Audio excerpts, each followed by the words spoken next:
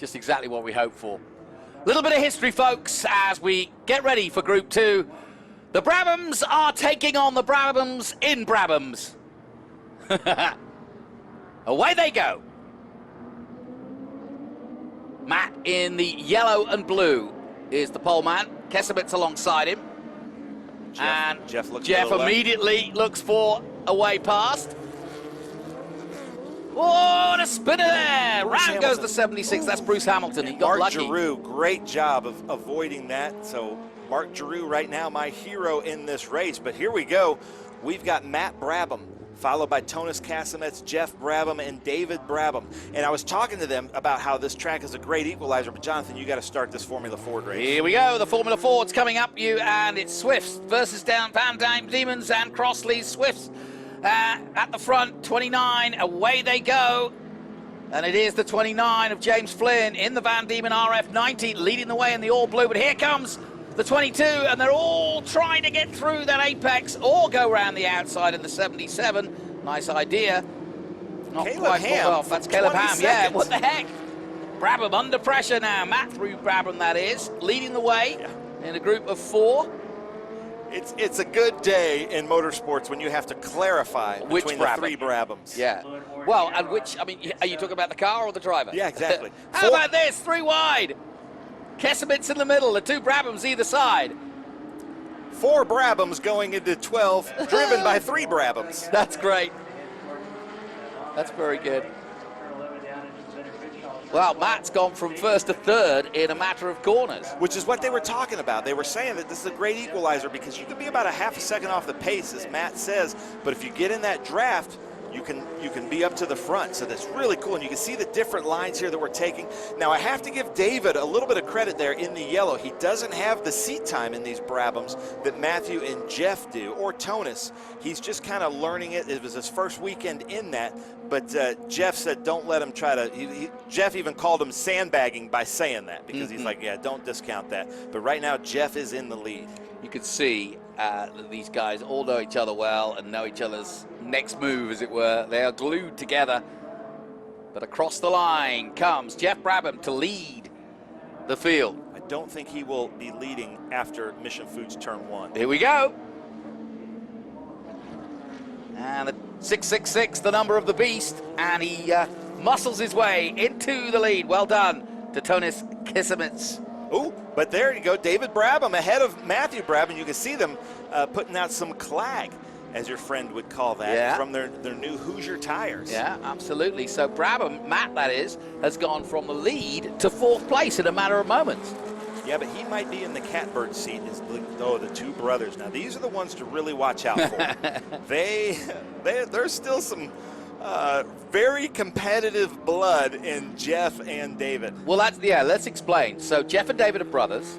Sir Jack Brabham was the 3-time Formula One world champion from Australia. And the only their granddad champion to win in his own car, I believe. Yes, correct. Did Bruce McLaren ever win? Not the world title in his own car, no. And that's never going to happen again. There's not going to be a Mercedes or Ferrari. So to go back to the early days, so Sir Jack started Brabham and became a world champion, and as you say, one of those titles of 3 were won in a Brabham.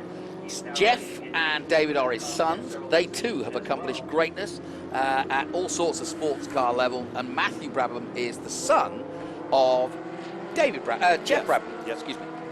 Jeff Brabham now in the lead over Tonis. Tonis did look into Group 12, or the turn 12, but as they come into this Bennett Bridge Hall Stadium section, some great shots here from Lake.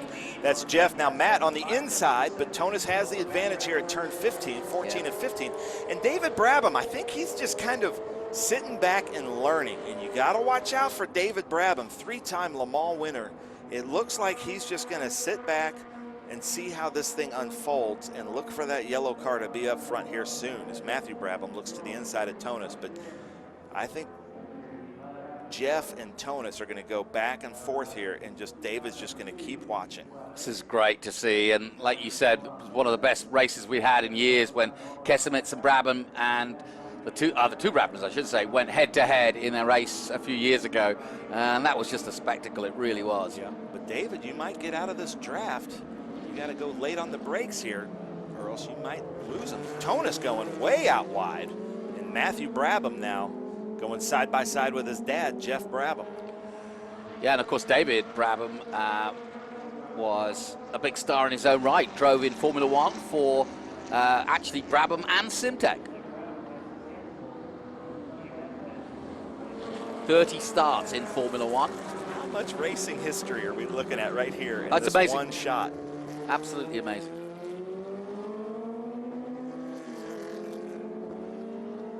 Of course, David also went on to do plenty in the sports car world after his Formula One exploits. And he's also brother-in-law of Mike Thackwell, of course, and another famous racing driver who made it up the ranks to Formula One. Okay, now what's going to happen here, Jonathan, is they come down this long stretch. You got to get it really good, but I think Matthew Brabham is going to try to take turn 12 if he can stay in that draft of Jeff. He's pulling out now. And now David should stay behind Jeff and really, ooh, now he's going after Matthew. So this might be a change here. And now David might take the lead going into 12. So 4 different leaders in this race, maybe. Oh, and then Matthew cuts it off. Says, no way, Uncle. The young whippersnapper does it all. They've all got a great pedigree, and this must be such a family fun thing to do. And this is, as you say, unique. This will never happen. Well, I would say it'll never happen again, but it's never happened before that we've had 3 Brabhams in a unique race like this. So fantastic stuff. For the motorsports historians, this is something quite special. And I apologize to the Formula Ford fans and the other Formula B, but we've got to just stick with this because this has never happened before, and the racing is just so good. Yeah. And Matthew Brabham, now that's the biggest gap that I've seen so far in this race coming into turn 20. All of them, look at how similar the lines that they're running. But I really think that, well, watch out for Tonus because he is a gamesman back there, but I really think David's just kind of holding back and seeing what they do, learning everything that he can, and he's going to wait for that white flag to make his moves. Yeah, we're not going to be far off that, though. What are we, 9 minutes to go in this? So there's a few laps, but still some more tricks and turns to this one, I'm sure. Down through 2 they come and into the S's again. Great to see from above. You really see them working the cars and how the angles and the different angles they approach corners, but Matthew just doing it perfectly here, just sliding the car. How cool is that? David doing a little bit of a different line there through the last turn of the S's, but Matthew, you know, this is kind of youth over experience. And we do have that spinner there that RC said that they're throwing a local yellow. So now that the 2, David and Tonus, need to work together in a draft down this back straight to try to catch Matthew and Jeff. It's great watching this. This is so much fun. So if you're watching from the Family Feud is what boy from New York, if you're watching from the comments, who's going to win this race? Who's playing this race correctly? I don't know. I mean, you'd presume that Matthew is probably a little bit racer sharp than the other, you know, than the elder Brabhams, but so he can certainly last a little longer. But you know, those 2 are, you know, they're sharp too. Jeff Brabham's in really good shape. And he's one of the most successful drivers here in the States over the years in sports cars, isn't he? Yeah, that Nissan domination. Oh yeah, it's just that one of the coolest cars, that red, white, and blue Nissan. There's Matthew Brabham. Love the colors of that car. So just thanks so much to Ron Hornick for helping to put this together. So how did he do that? Has he got a collection of them? He's got a lot of these Brabhams and just became friends with Jeff, and then Jeff brought Matt along. Okay. And they're like, hey, well, let's bring my brother too. And Ron's like, let's do it. And just as a huge fan of motorsports, Ron, just like us, just wanted to see if this could happen. And here we go. Yeah, brilliant. So now Tonus Casamets has got to be getting a little bit frustrated there behind David. So watch for him to maybe try to juke out here at Mission Foods turn 1. But he's taking that wider right line as we see Matthew Brabham coming to the inside of Jeff. I'm also keeping an eye, a watchful eye, on the best times. I know we don't really look too close in historics at this, but, well, it's a family feud, folks. So Jeff Brabham, a 2:15.4, a 2:15.3 from Matt, and a 2:15.4. Can you believe that? There is 1/10 between the 3 of them and their best laps. That is insane. That is genetics at work. Yeah. Ooh, Jeff going a little bit wide there. And that rhythm section through the S's, that can really throw you. Yeah, no kidding. And if you get into the wrong rhythm there, you're in a real mess. The rhythm is going to get you. Oh, yeah. I don't know what kind of mood we're in today, but we keep just quoting songs. Yeah, you started it with you. So Matthew Brabham ahead of Jeff Brabham with Tonis Casamets, and then David Brabham in that yellow car. But I still think he's doing something like a chess player back there in that number 6. Okay, well, we've still got probably a couple of laps to go. Casamets, let's see if anybody else is any quicker. Ron Horning's still there in 5th place. Travis Engen, he must be worn out by now. He's in 6th place, but he's done about 30 laps in the last half hour. And Mark Giraud similar, he's in 7th place. Bruce Hamilton 8th, James Flynn 9th, and Harlan Crow is 10th. New leader, Jeff Brabham. What a beautiful car, that British racing green with the gold stripe. Yep, that was the Brabham colors. Those were the distinctive Brabham colors. And I love the nose, and Boy from New York says he loves the nose yeah, on that. You gotta love it. Great shape. I just think this is the best looking open wheel as they come up on lap traffic, Jonathan. Yeah, now this is where it's going to get interesting. Now let's see if David can get in the mix here in that all yellow, because he's just off this group of 3. He's going to pass the back marker now, and he does so.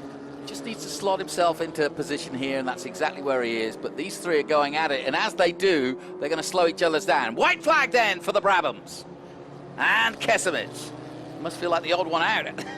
Here comes Matthew Brabham on Jeff Brabham. Side by side, up, Big Red.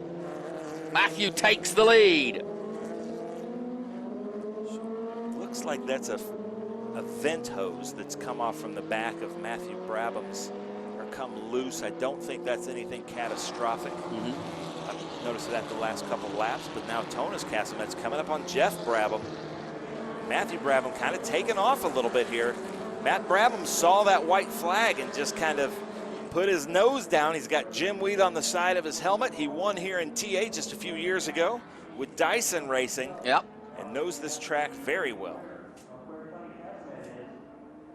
So last lap then for Jeff Brabham and Matthew Brabham. David Brabham still 4th. Here come the Formula Fords. This is going to change everything. This is. And how are they going to play this? Casamets still fighting as they come past the Formula Fords. So you can tell them apart just based on their tires, basically. Yeah, tiny skinny tires on the Fords. But here comes our group of leaders for the final time. Matthew's got the line, but he's going high and wide, and this could give an opportunity for Jeff. Late break. Oh, that was tremendously close. Oh, that would have been a terrible story if Matthew had been hit by Jeff, his uncle. Oh, dear. No, his dad. His dad. I don't know how Tonis avoided it either. Unbelievable driving from all three of these gentlemen. All 3 of them, yeah. So it's Matt versus Dad and David at the back. That put David right behind him, though. Yeah, absolutely. So at least 2 of the Brabhams are going to get on the podium, but Matt just lives to fight another day because Dad almost took him out.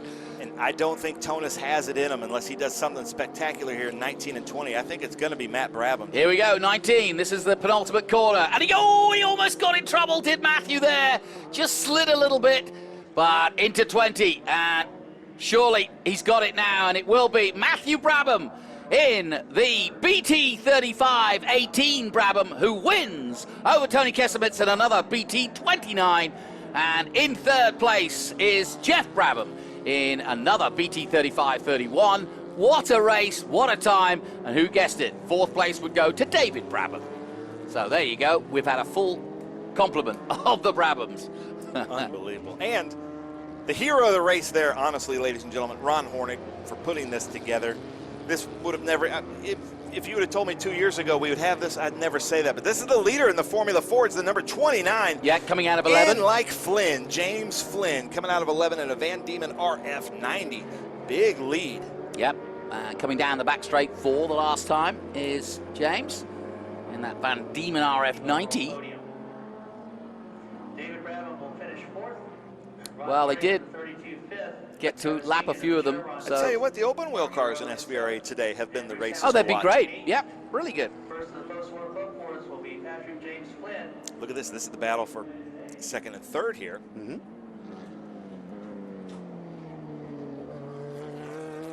Just the triple apex and the 19 and 20 to go. It's a hell of a complex, that, isn't it? Yeah. Most of the vintage drivers use this as a carousel, but there are truly like 3 or 4 apexes in there. You see it in MotoGP too with the motorcycles. They are able to take quite different lines, and it does. It really, I mean, we say it's a triple apex. It really is. It's almost a quadruple apex because there's certain marks you want to hit. And now with the repaving, it's a completely different track that now. And yeah, long may it continue. It's really exciting to race. Checkered flag and out for the number 29 of James Flynn as he wins in his Van Diemen. Who's going to take second? Looks like the 63 or 64, is it? No, 63. 29 coming across the 9. That is James Flynn. Yeah. Great stuff. Really enjoyed that. That's what it's all about. Bit of history, folks. You won't see that too often. We need to get the Andretti's to do the same thing. We need Adam, Mario, Michael, and Marco. Oh, and Jarrett. And on and on. Great stuff.